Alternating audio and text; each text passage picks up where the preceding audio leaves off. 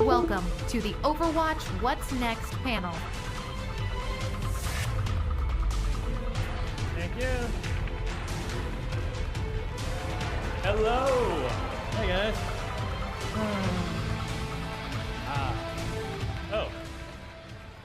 All right. Hello, BlizzCon. What's up? How's everyone doing? All right, everyone, check out opening ceremony. Saw all of the new stuff we're gonna be talking about today. Obviously, we have new hero, Moira. Yeah. We've got a new map, Blizzard World. That'll be fun to talk about. And, you know, maybe a couple surprises. Ooh. So I thought we got a lot of stuff to talk about, so we'll start off, get right into it. I am Michael Chu. I am the lead writer on Overwatch.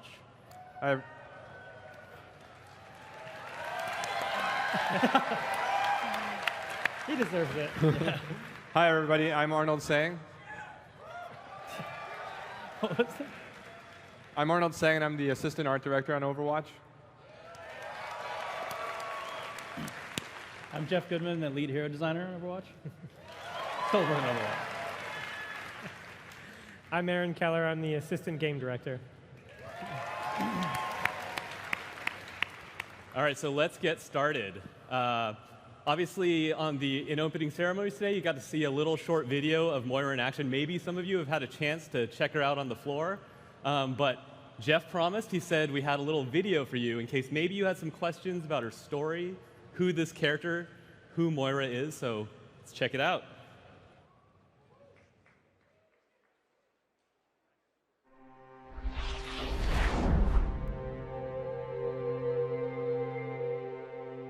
We stand on the brink of a breakthrough in human evolution.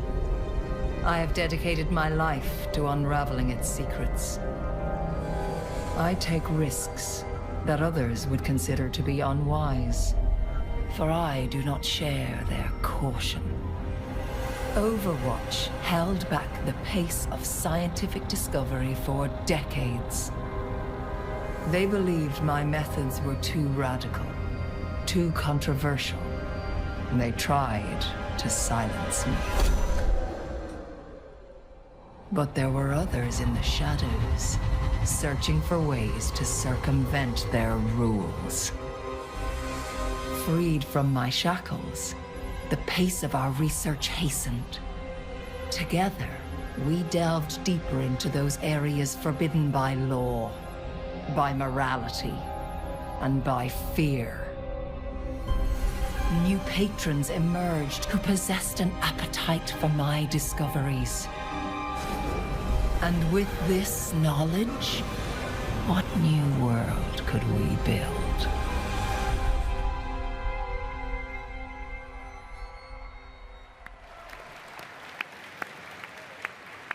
Well, I don't know about the rest of you, but I got some chills there. When I hear that voice, I start getting a little nervous. Probably because I've been victimized by her a little bit in playtests. So the question obviously is, who is Moira? Well, most importantly, Moira is that new support healer character that you've been waiting for. Now, just to get into her story a little bit, you know, what I think is really interesting about Moira is she is a scientist, and obviously we have a lot of scientists in the cast already, and she is a little different because some of the other scientists are more interested in like creating inventions or I think it's supposed to have some conquering the world. Yeah, sorry. Forward. Okay, so Moira is a scientist. She's not so much interested in conquering the world, even though she has she's allied herself with people who might have proclivities in that direction. She's really just into the actual science. She wants to understand the fundamentals of human life and how they can be manipulated. She is a geneticist, and that is her primary goal, and that's all she wants. But the thing is that the thing that makes her villainous is that she doesn't quite have like some of the morals that the rest of us are. Very flexible. She's very flexible. You know, she doesn't want anything to get in the way of her science. So when someone tries to stop her from doing something or tells her that she needs to take more time, she has no patience for that. She wants to plow forward and find out these discoveries and make, you know, these new inventions to figure out how humans are hardwired. So the really interesting thing about her is that when we created Moira, we wanted her to have all these connections to characters throughout Overwatch history through different groups. So like we said before, she was recruited by Gabriel Reyes to be a member of Blackwatch. And during that time, she had relationships with the Blackwatch crew, McCree, Genji. They all have their own sort of likes and dislikes for each other. Reyes wanted someone who could help advise him on some matters of genetics that he was interested in, shall we say. Suddenly. And then Very mysterious. very mysterious, yes. Almost maybe a connection there. Yes, there's a connection there, obviously. And the other thing is that in the present day, Moira has allied herself with Talon now that Overwatch is gone. When you think about Moira's goals, figuring out these building blocks of human evolution and her need to like push forward science at any cost, it really meshes well with the goal of Talon. And so she has found new patrons like Doomfist. So that's sort of the story background of Moira, and I'm going to hand it over to Arnold now so he can talk a little bit about the development of her art. Cool. Thanks, Mike. So it's always interesting to think back on the ideation of a hero. How do we start? We get that question a lot. And with Moira, it was a little bit of gameplay and a little bit of story. We heard your feedback. You guys wanted a new healer in the game. We felt the same way. Totally. Jeff felt the Absolutely. same way. So we really started there. And we have a lot of benevolent healers in the game. We have an angel, we have a monk, a mother, and the most upbeat, like positive DJ that you've ever met. Right. So we felt like it was time for something a little bit more morally ambiguous, a little bit more shady. So we started there, and we started with these concepts. And already right away, you can kind of see Moira there. There's that immediate kind of like androgynous face, that mysterious appeal that she had. So we really gravitated towards these concepts. We started with the one on the right, actually, with all the crazy tentacles. And everybody really liked that concept. I thought it was cool, but I was like, I don't know how I'm going to use these tentacles. That looks sweet. Yeah, I mean, like it's one thing for it to be a very unique and cool silhouette, but it's another thing to wrap like gameplay around that, right? You really want someone that has tentacles to have abilities that might reflect those, those visuals. So we tried something a little bit more conventional. We tried, okay, maybe we'll just give her something a little bit more toned down, maybe like a giant two-handed spray cannon. This is where we kind of started to layer in the science vibe to it. You can see some of those tubes starting to get in there. But it started to look a little, I don't know, maybe it might be confused with Zarya on the battlefield with that same silhouette. So we wanted to come up with something different. We took a step back, did a few thumbnails to really dive deep into what kind of weapons does Moira use, for healing, for damaging her opponent. And we tried a couple things. Ultimately, there's a couple things from these concepts that we really liked. And on the one on the far left, you'll see that that character already kind of has Moira's outfit there. We really like that silhouette and that dark vibe that really spoke to like a Talon character or someone from Blackwatch. We tried that same red-haired, long, kind of like gaunt face on the second from the left, from the right, and we still really like that that version of Moira. And then there was something on that far right concept that we really liked as well. And if you guys remember last year when we announced Sombra, we showed some of her early concept art. One of those was called the Omni Blade, who later became Hanzo and Genji. But she had these like big sleeves with like these throwing daggers. So this was my way of kind of getting that in there. Trying to get the throwing dagger back into the game, but we really like the big sleeves, and I don't know if you guys can see it from here, but she's got the purple syringes on one side, and she's got this yellow energy on the other side. So that kind of kick-started the idea of this duality between her left and right hand. So taking those elements, we kind of meshed them all together to come up with the final concept for Moira. We integrated all the elements from the concepts, the thumbnails that we just showed, and started to really kick up the more science apparatus vibe. Now we started coming up with the idea of what if she's got the healing and the damage, and what if the tubes actually had this liquid that would change color when she used those different abilities? So we tried to work that into the game. We even tried a couple of different hairstyles, but we ultimately we really like the red hair on her. The tubes are actually a great touch because her gameplay is draining people of their energy and feeding it sort of as healing to your allies. And you can actually see when that happens, the tubes actually change colors, like it's actually directly converting the energy over to healing. It's an awesome touch. And speaking of which, one of the things that really helped us flesh out that idea is because it's a first-person game, you're going to be seeing her hands a lot. This is one of the only heroes that shows both of her hands on the screen, like Zenyatta, like Doomfist. So her hands are everything. Those are her weapons, and we wanted to explore how she could express herself, deal damage, and heal. And the animators did a really great job at, like, you'll notice when you play her, when she's healing, it's this soothing motion where she's like, there, you're all right. But then when she's using her decay move, she's really just like grasping at you and clawing at you and trying to drain your energy. So this is a concept from our senior concept artist, Ben Zhang, and he really knocked it out of the park to get that duality in there.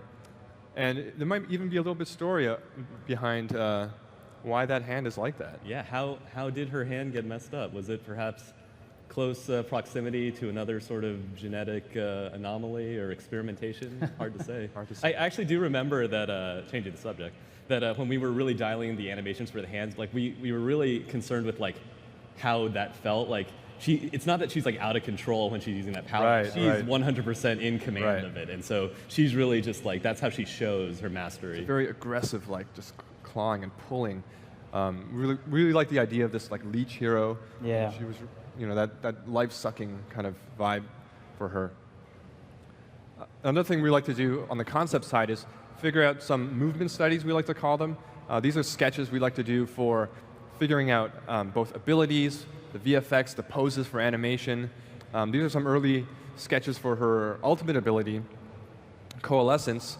One of the initial ideas, like she had all of her liquid kind of swirling around her. Yeah, the original thing was, her original ult was all of her abilities would cool down a lot faster, have like no cooldown, and she would kind of be in hyper mode. And she also had this kind of beam attack that was kind of there also, and then we ended up kind of just like all-ending on the beam attack. It was kind of the coolest part of the whole thing, so we kind of tweaked it as we went.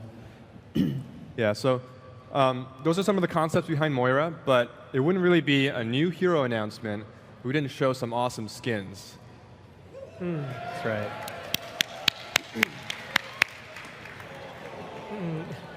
So this is the first one for Moira. This one's called Oasis. She actually has a kind of a connection with Oasis, doesn't she? Yeah, so currently, in addition to her duties as a scientist for Talon, Moira was also invited by the ministers of Oasis to become their minister of genetics. And so she's basically leading up their genetic research at the city. And this is, I guess, what she'd wear when she's over there. Yeah. This one's also done by our concept artist, Ben Zhang, and he did the concept for the Oasis Symmetra as well. And we really love those visuals, and we couldn't wait to use it on another hero, and Moira seemed like the perfect fit. And the next one, my personal favorite. So good. So good. Yeah. This one we're calling Glam, and it's a tribute to glam rock from the 70s, where they wear these outrageous outfits, crazy makeup, super psychedelic colors, and the hairstyles were just out of control. I love the lava lamp tubes. It's a nice touch. Yeah. Instead of like the science liquor, she's got the lava lamp kind of effect on there. So this one's one of my favorites. But I'm sure you guys want to know more about her gameplay and how she works. So without further ado, I'm going to hand it off to Jeff. All right. So, thanks, guys. So, as we said, like we were hearing you guys' feedback, and we were definitely feeling the same thing. Like we just need more healers in the game. So we started sort of thinking, well, what have we done? What would be really cool? What would work with other heroes? What was just a cool, fresh idea? So she actually, on paper, originally really started as actually having a ton of health and trying to like leech health off of people, and then you should feed her own health to people. Ended up being sort of a balancing nightmare, because it's like, what if I don't heal people and I just leech forever and you can't ever kill me? It's like, all right, that's a problem. So actually the way she ends up kind of working is in the same vein. She's got sort of the same feel to it, but it doesn't quite have that same design to it. But I'll walk you through all the abilities so you can see how she kind of works together. So her weapon's called Biotic Grasp. There's a primary fire and a secondary fire to it. The primary fire we call Regeneration. It's this kind of just spray. It's kind of visually a little bit like Maze Blaster, but it actually pierces all your allies. So you can actually heal multiple allies at the same time in kind of a big cone in front of you. It actually has a ton of throughput. You can heal a lot with this thing. But the only reason it's not overpowered, hopefully, is there's a meter controlling it, and as you can see kind of in this video on the right side, as you're using it, it kind of drains slowly, and it kind of regenerates pretty slowly by itself over time. But if you actually are trying to heal more, which hopefully you are, you can't really wait for that, so then her second part of this comes into play, which is the alternate fire, which is called Decay. This is kind of her damaging hand, and this is where she's actually draining the enemies. It does actually still leech some health to her, so she's actually healing off of it. It's not a ton, but it's enough to sort of top yourself off and everything. That's great. But the biggest important thing is it fills up that meter really fast. So you're healing people, but you also need to take time whenever you can to try to leech energy off your enemies so you can feed it to your allies. It's very, it's a very evil way to heal. It's kind of very sinister. She doesn't care. It's worth it. Her first ability we call Fade. This ability is, she basically disappears completely. It's complete invisibility, kind of like Sombra, but it's instant. There's no delay or anything. And then she reappears. It's less than a second, super fast, but you also get an intense movement speed boost. So you can hit it and then like go around a corner really quick, and to the enemy, you're just completely gone. You don't even know where you went. You can see you don't even go like super far, but you know, if a Winston's jumping on you, you can just go, whoop, I'm back here now, and you know, keep healing, keep doing damage. It's great. You notice it has some similarities to Reaper's Wraith form, which is funny how that works out. You know, we obviously, there's a close relationship between Moira and Reyes/Reaper, and I think one of the fun things we were able to do is to sort of hint at some of those things in her ability. It's like she's helping Reaper out and is like, you know, I think I can make this better. I have an idea. Professional relationship. Yes. Good call. Second you know what I'm talking about. Second ability we call Biotic Orb. This also has two different modes, much like her primary and secondary fire, and it follows the same kind of pattern. So first thing you do when you hit those buttons, she pulls up those two orbs, and then represents the damage and the healing aspects. If you use the primary fire, you throw off the Orb of Regeneration, and that's sort of the yellow orb you see here. And these orbs can bounce around. They have like infinite bounces. They can bounce all over like a small area or off ceilings, stuff like that. And if they ever get near allies, it will slow down and start healing them automatically. It has only so much it can heal. It has like a contained amount of healing in it, and it shrinks over time as it feeds it to everybody. But it's a great way to AoE heal. It's also really good at like longer range, because her range isn't super long, generally on her cone heal. So you can throw it like at a Pharah's really far away and try to get the save on her while you get close, you know, and be able to heal her with your primary fire. Or you could choose the alternate fire in this if you want to. They both share the same cooldown, so you have to pick which one you want. And the alternate fire is called Decay. It works basically exactly the same, it's just inverted. So you do damage to enemies. So it can also bounce around. This can be incredibly deadly in a small area where it's bouncing around a lot, especially because you can move and act freely while it's happening. So you can throw the orb into an area, chase somebody down, and then start by grasping them, taking their damaging that way, and they're just taking a ton of damage all of a sudden. Kind of have to get out of there during that. But yeah, I like to throw it into rooms and make my team run in there. Yeah, yeah. That's always the get out of here. Be like Genji, get. Fetch. Yeah, it's great. Now her ultimate ability is Coalescence. Now this is sort of the ultimate, like she's got this whole dichotomy thing going on. She's always got to choose if she's healing or doing damage. Her ultimate is just like, nope, I get to do everything all at the same time, and it's super long range, really fat beam. She's kind of feeding both hands together and creating this beam that it heals allies that it's hitting and damages enemies that it's hitting. So you just want to hit everybody with it. In fact, in some maps we're playing, we get in this fight in these little corridors, and she's just like, I win. I don't care what's happening. Everything good is happening for me right now. Is that the OPAF? Yeah, pretty much. We'll change the name for release. Yeah, that's her last name. So there's also some other amazing properties to it. Since it pierces everything, it also includes barriers. So it pierces Reinhardt shields, Winston shields. So yeah, so it's hard to heal sometimes through those things, and you're just like, nope, I'm going to go through. And then Reinhardt's back there trying to protect his team. He's like, well, we can't really sit here anymore. I guess we have to move or something. And of course, if your team jumps in right afterwards, now they're getting healed by it also. So it's just this amazing sort of engage tool. Also, you can pick off those pesky Pharahs sometimes if you get them, if you wing them. So that's kind of a breakdown of how all the abilities work individually. We actually have a video to show you what it looks like when it's all put together. We are bedeviled by the mysteries of creation. Science can reveal the truths that lie behind these many questions. What we learn can unlock the true potential of humanity.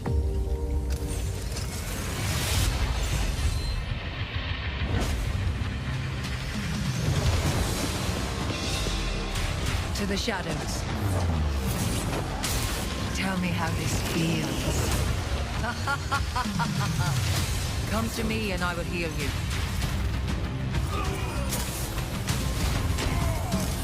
I will unmake you. Simple geometry. Lights out. Surrender to my will.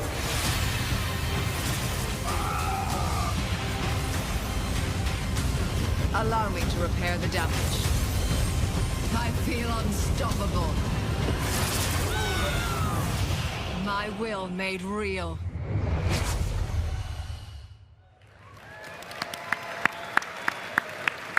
Might have been some. All right, so that was Moira, Overwatch's new support hero, and definitely go try her out now. Send us your feedback, even if it's just to tell us that yes, she is OPAF. But yeah, definitely let us know how you're liking her. But now to change tone, change subject a little bit, talk a little bit about the new map that we announced at opening ceremonies, Blizzard World. So. Hey, you can clap for it. It's exciting. It's clap-worthy. It's very clap-worthy. This map is amazing. So, I don't know if any of you were here at BlizzCon a couple of years ago, but I remember it well because I think it might have been my first time up here on the main stage, and I was sitting next to our creative director, Chris Metzen, and someone asked a question. And Chris decided that he wanted to talk about kind of a fun idea that we'd had, which was the idea of a Blizzard amusement park. And he kept asking me, like, hey, should I just say something? And I was shaking my head like, no, don't say anything. Don't say anything. Too far, Chris. But he went ahead and did it anyways. And so that idea has been in the back of our minds, like, pretty actively, honest, to be fair, for the last couple of years. And finally, we thought, wouldn't it be fun to actually go ahead and make that? And so we've taken this idea, a name, Blizzard World, and now we've made it into an entire park. And so... Yes. So I'm the story guy, so I'm going to give you a little backstory on Blizzard World. Blizzard World is an amusement park. It is celebrating the worlds and universes of Blizzard Entertainment. It was built in Irvine, California. Obviously. What else did we build? And one important note from a story standpoint is that there is no Overwatch part of the park. So in the world of Overwatch, Blizzard Entertainment exists. It did not create the video game Overwatch or license a game from Overwatch. So there's no Overwatch in the park. This is celebrating the rest of Blizzard. But I'm going to hand it over now to, we're going to play that video again mainly just because we love it, and just amazing. let you see a little bit more of the park again. Where you took your first steps in Azeroth. Where you confronted the Lord of Terror himself. Where you spawned your first Zergling rush. Sometimes, epic memories can only be made in an epic world.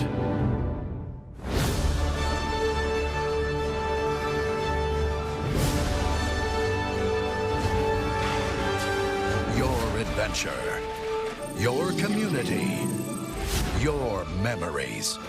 See them come alive in your world. Blizzard World. Epic fun detected. Well met.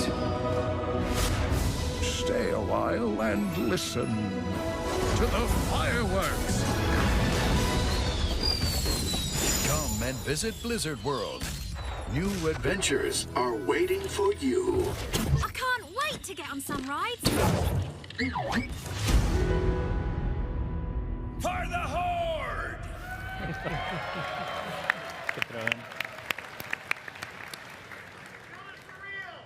That would be great. I'm so excited to take you guys through Blizzard World. The whole team, all of Blizzard, is so excited about this map, and we thought that BlizzCon would be the ultimate place to show it to you guys. So Blizzard World is Overwatch's newest hybrid map. It is going to take players on an epic journey through the lands of Warcraft, StarCraft, and Diablo. Like our other hybrid maps, the match starts as a fight over the first control point. The defenders start in the Heroes of the Storm arcade, while the attackers will spawn in the Hearthstone Tavern. From here, the attackers can choose to attack the first point through the gates of Stormwind, or they can bypass the choke entirely by going through Lost and Found Vikings. There's so many places to see and explore. There's flanking routes all throughout the first area, like the Fargo Deep Mine, Flight to Duskwood, or if you want, you can just stop off for a burger and some death wings at Snacksaramus.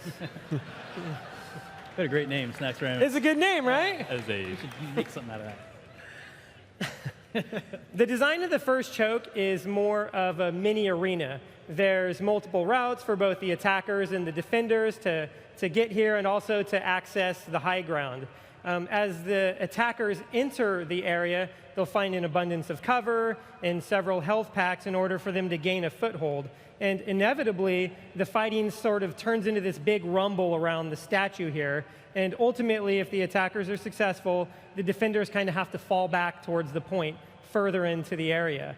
Now, when the attackers take the first point, they'll capture the payload and push it out of the Warcraft area and into the StarCraft area, past the siege tank, and around the pylon terrace.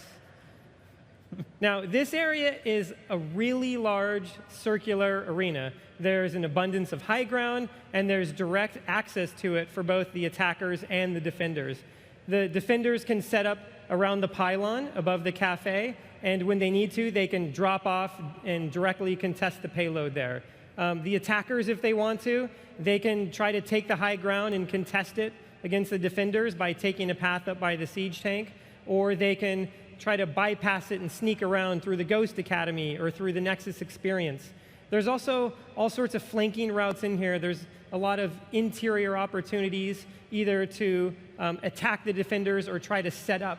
Inside the Nexus Experience, there's a really great spot for Sombra to set up on the Mega Health Pack, and Symmetra can just create the meanest nest inside the pylon terrace. It's nasty. So once the attackers push the payload to the first checkpoint, they'll start pushing into the Diablo area, and their new spawn room will be the passenger loading area for the Reign of the Black King ride, while the defenders move all the way back into the park's command and control center. So here the attackers push the payload into Leoric's Manor and all the way to the throne of the Skeleton King himself. This area just exudes Diablo mood and flavor. All the lighting in here reminds you of Leoric's Manor. We have all sorts of props like the chandeliers and the shrines and the weapon racks that you can find in Diablo. You can break the barrels. Maybe you'll find some epic loot in here. Maybe there's some lost bit of lore to discover inside this area. Right here, this is actually a super cool Genji flanking route. You can run around the right. You just got to watch out for the drop. This map was a labor of love for everybody on the team. We're all huge Blizzard fans on the Overwatch team. And a lot of the people that we have on the team worked all across the company. We have people that worked on this map that worked on World of Warcraft and Diablo and StarCraft and Heroes of the Storm and Hearthstone, and they all came together to provide so many different ideas about the park itself, from all the crazy rides that you can see in the background and in the gameplay areas, to all just even the cool signs for some of these rides, like the spawning pool and Lost and Found Vikings. Who's that in the spawning pool right there? Che? I don't know, but I think the water starts blue in the beginning of the day, and We made special props for all the areas, from the inflatable Doomhammer to the treasure chest to the leather-bound copy of the Green Hills of Stranglethorn, Jeff Kaplan's original masterpiece. His magnum opus. Yes. Those Deathwings. There's souvenirs in each of the area that you can get. There's different flavor props that you can find for all of these different areas. We've packed so much into it, and there's so much more than we're showing you here. There's so much more detail, there's so much more passion and ideas, and there's a ton of little Easter eggs, not just in the art, but in the audio as well. As you run around, you'll hear the voices of Deckard Cain and the adjutant from StarCraft. This is something that we have done for ourselves and fans, and for all of you as fans as well. So that's Blizzard World. You guys can play it on the show floor today. It'll be playable all throughout BlizzCon. It's going to be hitting the PTR soon, and it will go live sometime early next year.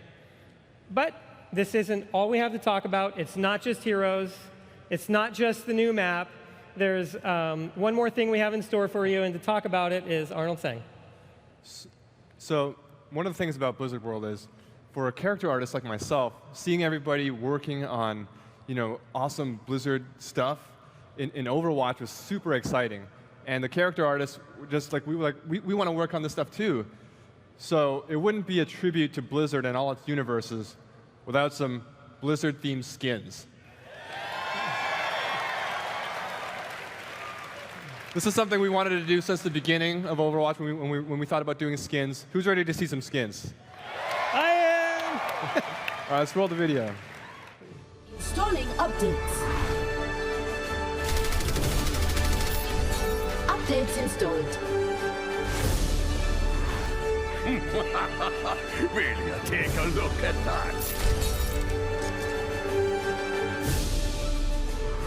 Oh, you must really like me.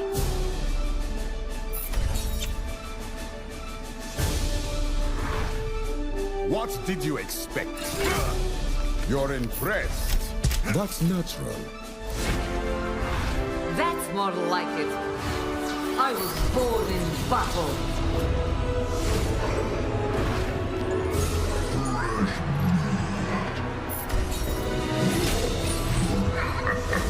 Live with honor.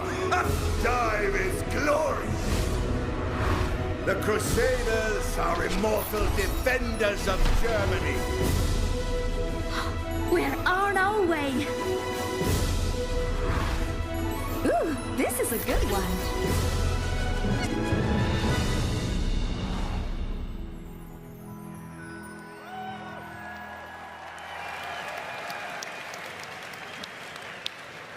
Man, so these are probably my favorite skins that we've done so far. There's so many, just like Aaron was talking about with Easter eggs in the Blizzard World map, we got a lot of tiny tidbits we love just putting into these skins as well. Like if you notice in the video, Zarya's Graviton core is actually the rage meter for barbarians, and she's even got a little ruby slotted into her weapon for all you D3 fans out there. I think Roadhog, for his take a breather, he's got a potion from Diablo. And you guys also notice some non-Blizzard World skins. We have Crusader Reinhardt. Anybody see that Reinhardt cinematic this morning? It's so awesome, and we heard you guys' feedback. We definitely want to have you guys celebrate these awesome animated shorts with us. So we have Reinhardt the Crusader and also Eco Point May. And it turns out Reinhardt's hair was amazing. Well, It was amazing. It was amazing. So you guys are probably wondering, how are we going to get these awesome skins? Well, we heard your feedback about wanting more items in the base loot box, and I'm super happy to announce that as early next year, all the skins we showed and more are going to be available in the base loot box of Overwatch.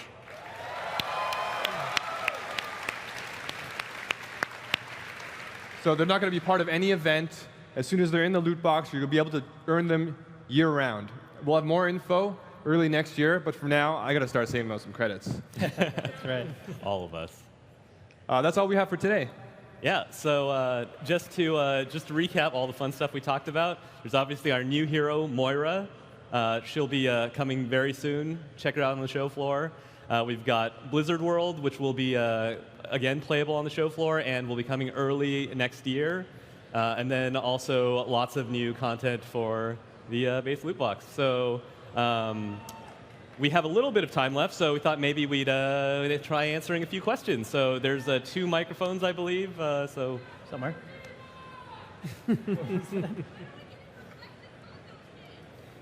What? Reflections Hanzo skin. I don't remember what that was. I think I heard Reflections Hanzo skin. Reflections Hanzo skin. That one is requested a lot. Yeah, I wonder. Interesting. Interesting. All right, I think, okay, let's, it's hard to see microphones, but I hear there's one over there, so let's take a question from over there. No, not over there. Okay. They're lining up. Over on that side.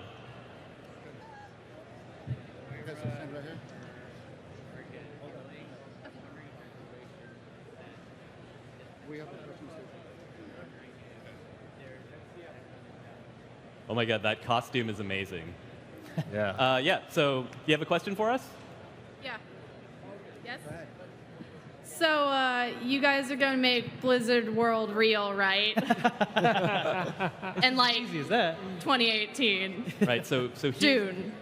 Here's the thing, right? It's in the future, so right. Still have a little bit of time to wait, I'd say. If we started a Kickstarter for like $8 billion, you guys donate. I'm pretty sure you guys would get every single dollar you ask for and more. Just go for it. Well, I mean, I would love to go, so totally. you won't get any argument from me. All right. All right, question. First of all, love Blizzard World, but nothing would warm my heart more than defending on that map and manning that siege tank, even if it's just for 5 or 6 shots Right. while defending. That's a pretty awesome idea.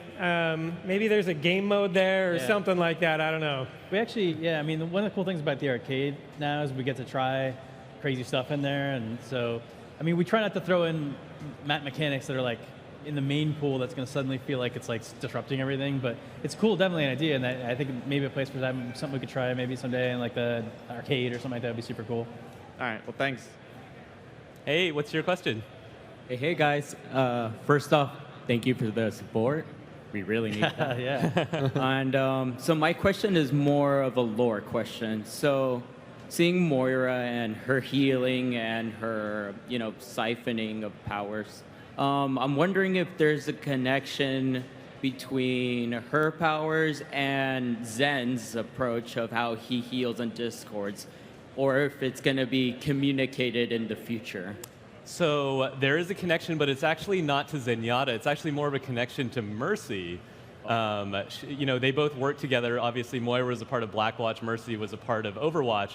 But she's definitely taken and modified some of that tech. In fact, there's some evidence on the Oasis map that sort of hints at some of that. So, wow, I made that easy. I just threw it out there. It's out there. Anyways, yeah. So not Zenyatta so much. That's a little different. And in fact, Moira herself is very curious about how all that works.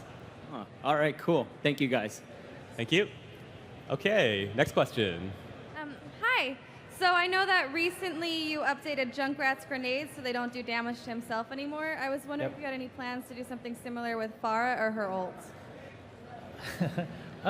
Maybe. I think it's not necessarily like a larger gameplay change across the board that we want to affect everybody. I think it was actually Junkrat himself was sort of in a state where like some of his stuff already worked that way. Like his concussive bomb already didn't hurt him. So we got in a place with him where it was like he was stuck at a very specific range where he like wasn't super good at long range, and when he got too close, he was killing himself. So from like a pure gameplay standpoint, we kind of had to like either let him shoot really far, which was really weird with a grenade launcher, or just kind of like make him not hurt himself as part of his general kit.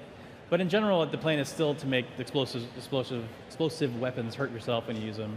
All right, thank you. Mm-hmm. All right, next question over here. Hi. It's one of like a smart-ass question or whatever. I tend to think I'm like pretty clever. I mean, I'm not like.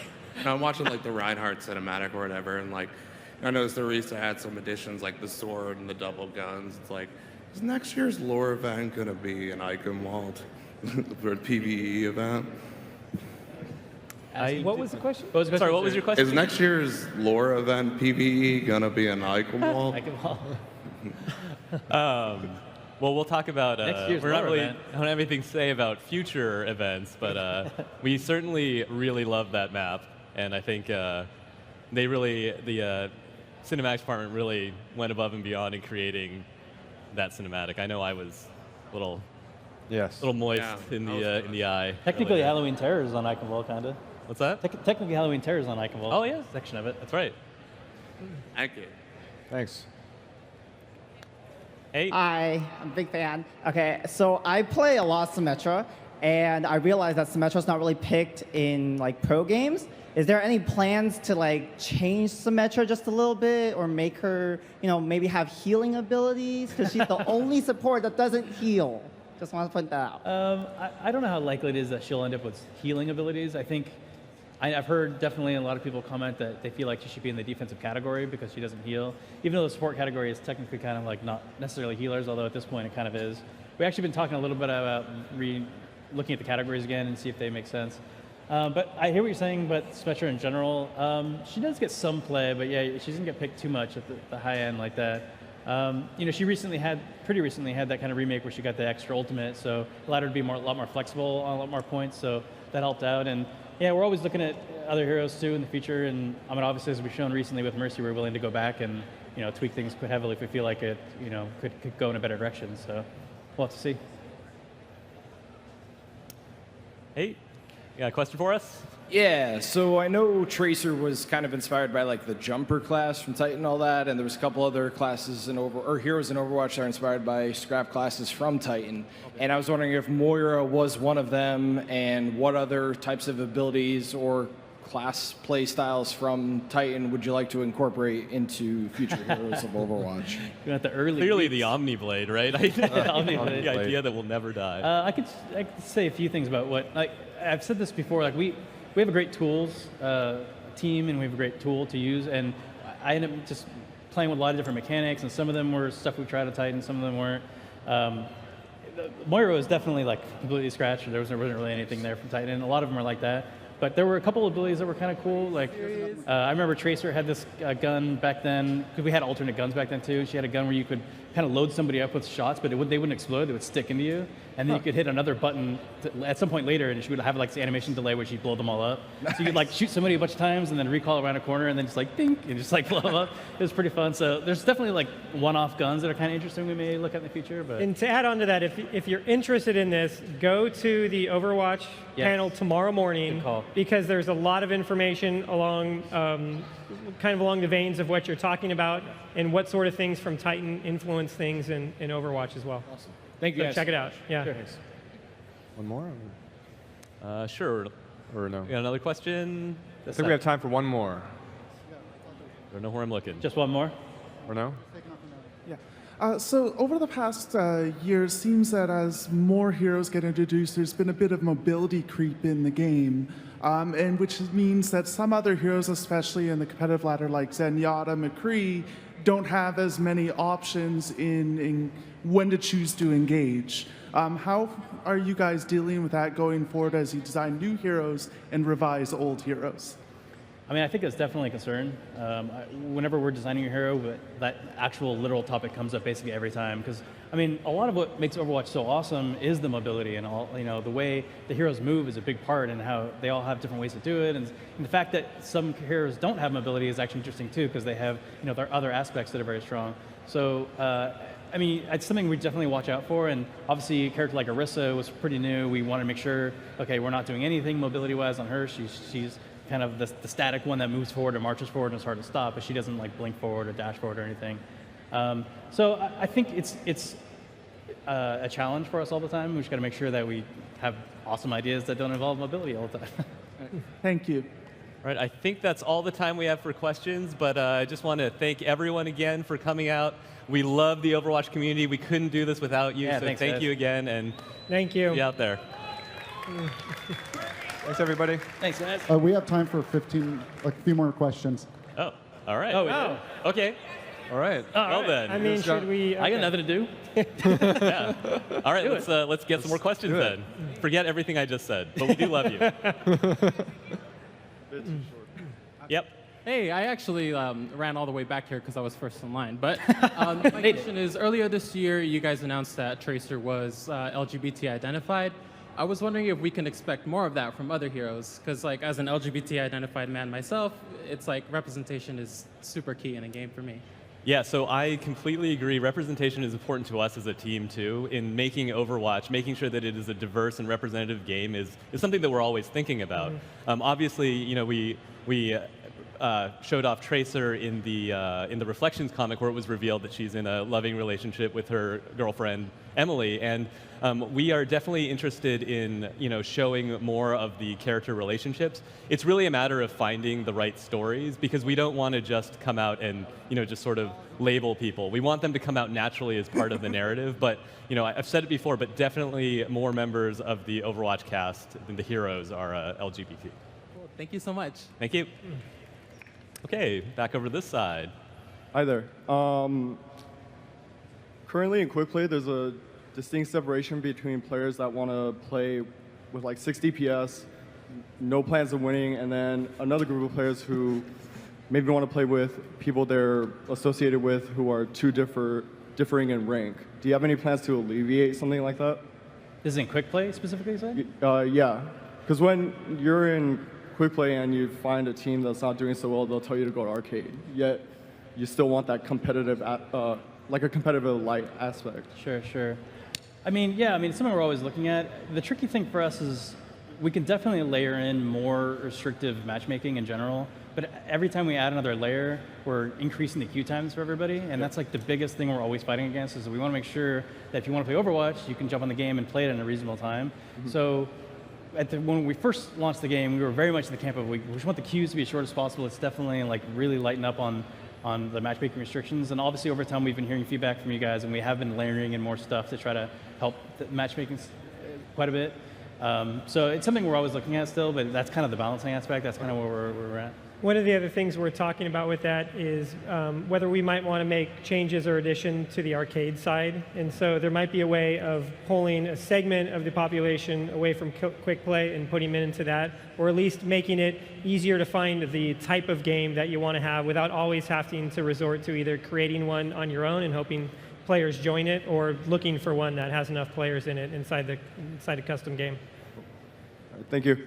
Thanks. All right, next question. 8. Hello there.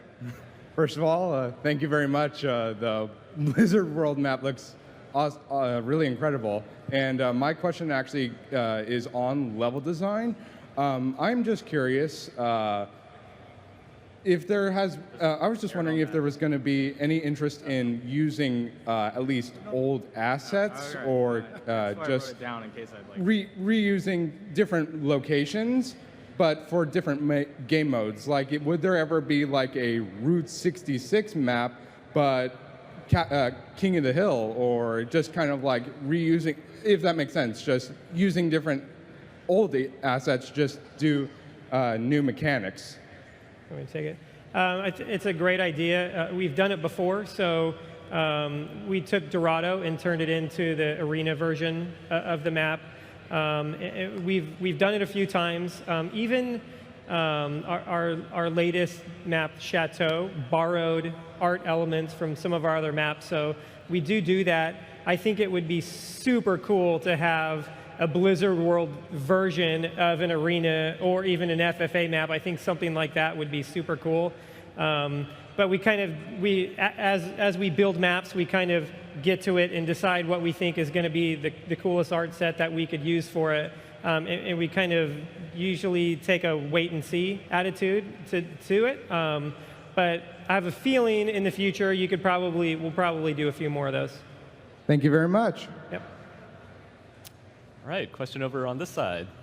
Okay, so this is my second year at BlizzCon. Love playing Overwatch. I kind of consider myself more of like a competitive player. So like I like to play competitive and really rank up and see if I can hit that high ladder.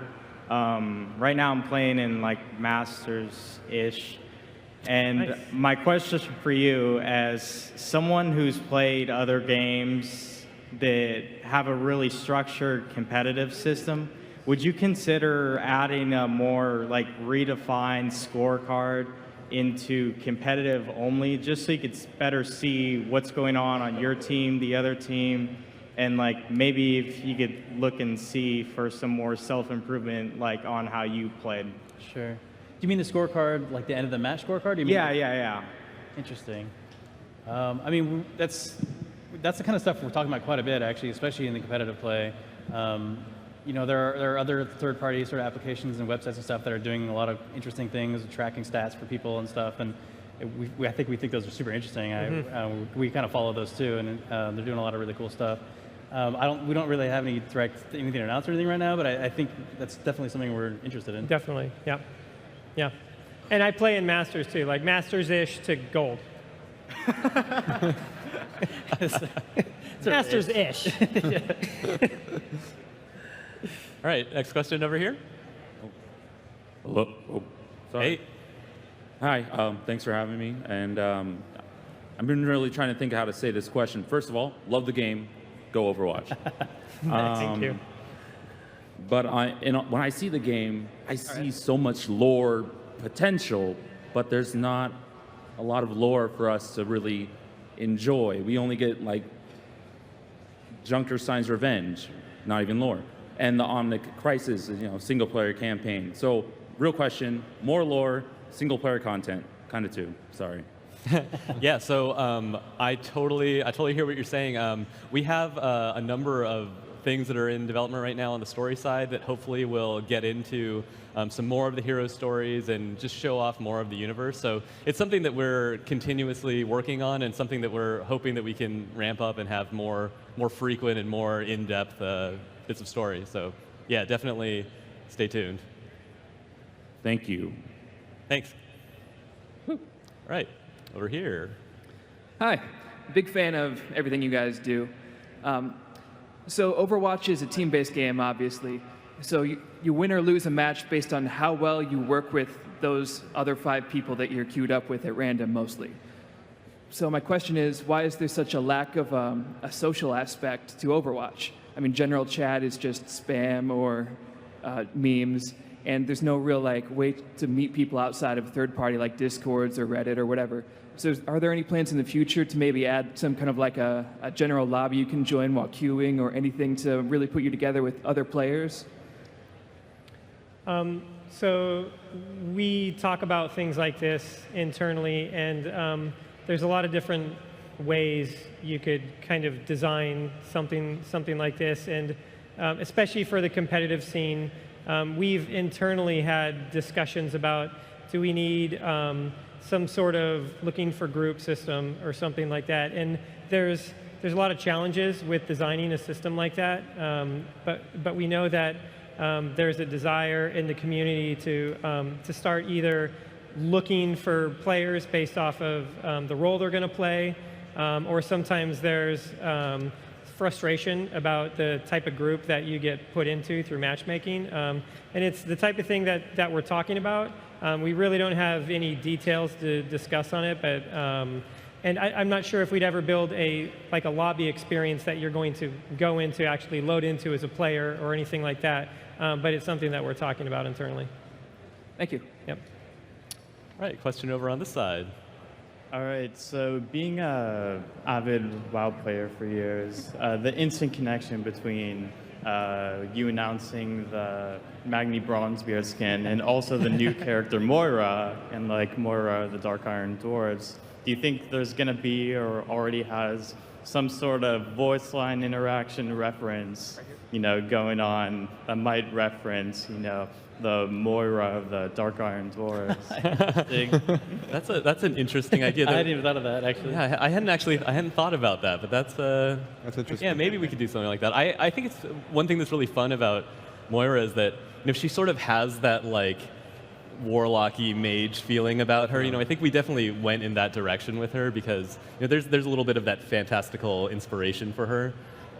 Yeah, for both her and I would say Symmetra, we definitely tried to kind of merge that wizard kind of mage vibe and bring that into Overwatch. Just need Roadhog to get that Voidwalker skin, and she can get the Warlock skin, and they can cruise around together. Right, thank you. Next Hello. question. Hey. I just had a question when it came to like character design. When you put an androgynous character like Moira into the game, what's going through your head when it comes to adding diversity to the roster, like when it comes to body type like Mei or Zarya, or when it comes to gender like Moira? Like, what are you guys thinking when you add someone like that to the roster? Well, the first thing, obviously, that is Overwatch is about diversity, and we want to have a lot of variety of heroes. And we look at all the types that we've explored so far, and we definitely want to constantly be reaching out and trying to represent all of our different players. So one thing is just like, what's something new and something exciting that would reach more players out there that would represent you guys as much as possible. So that's definitely on our minds, and definitely we just want to make all different types of heroes that look cool and feel awesome. Yeah. Thank you. Okay, this is our last question. Okay, this is the last question. For realsy. Hi, my question is about Talon, actually. We've seen a lot of different Talon stories. We've seen Doomfist Masquerade, which was a James Bond sort of story. Alive is about an assassin. Now we have Moira, who's completely different, and I'm wondering about the challenge of writing this very broad faction or creating these very unique characters all under the same banner, and how you sort of align them while still making them have their unique niches. Well, I think one of the really interesting things about Talon is that it was really intended to be this larger group of, I was going to say heroes, but of people with different aims. And the idea is that all these different people with the different ideas of what they want have sort of been brought together in the current modern day. Doomfist is clearly the one who's sort of imposing the idea, like Talon has this ideal, right? Let's make mankind stronger through conflict. And Doomfist is sort of righting the ship, and he's gathering people around him who he trusts, people he believes in. And so I really think that the fun part of Talon is just like when you look at Overwatch, and it's like, Overwatch is soldiers, scientists, adventurers, and oddities, and I don't think that Talon can't also have that kind of real diverse feeling in the different characters who are part of it. So it's a challenge, but I think it's fun because you can already sort of see how these characters play together and their relationships, and I think adding a character like Moira into the group with snarky Sombra and and Widowmaker and everything will be fun. And so we can't wait to tell some more stories about that group and see where they're going. Thank you. Thank you. All right, I think that is actually the last question. So again, thank you all for coming. We love the Overwatch community. We couldn't do this without you. Thank you, Please guys. go play Thanks, guys. Overwatch, try out the new things, and let us know what you think. Thanks, everybody.